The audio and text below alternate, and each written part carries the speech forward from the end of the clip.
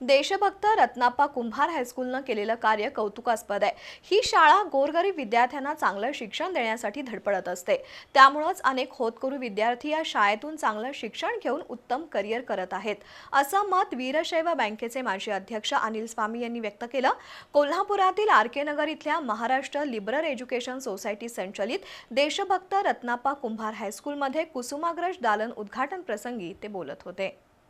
कोल्हापुरातील आर.के. नगरमधील Maharashtra liberal education society संचलित देशभक्त रत्नाप्पा कुंभार हायस्कूलमध्ये कुसुमाग्रज दालन सुरू करण्यात आले।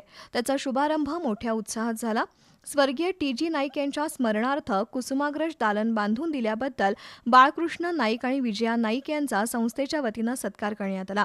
यावेळी मुख्याध्यापक विजय चौगुले, दत्ता लोहार, अमित हिरेमठ, प्रकाश मोरे, विकास पोवार, विशाल भिलुगडे यांचा मान्यवरांच्या हस्ते सत्कार झाला। तसंच काही विद्यार्थ्यांनी वाढदिवसासाठी होणाऱ्या खर्चाचे पैसे बचत करून शाळेसाठी खडू दिले आहेत। अशा विद्यार्थ्यांचा सत्कार करण्यात आला। वीरशैव बँकेचे माजी अध्यक्ष अनिल स्वामी यांनी संस्थेला 1 लाखाची देणगी जाहीर केली। आनंदी जीवन जगायचं असेल तर मदत करत चला, सातत्यानं काही ना काहीतरी समाजासाठी देत चला, दातृत्वातून मिळणारा आनंद लाख मोलाचा असतो, असे उद्गार प्रमुख वक्ते डॉक्टर अण्णासाहेब गुरव यांनी काढले। संस्थेचे सचिव डॉक्टर सतीश घाळी यांनी शाळेच्या कार्याचा आढावा घेतला।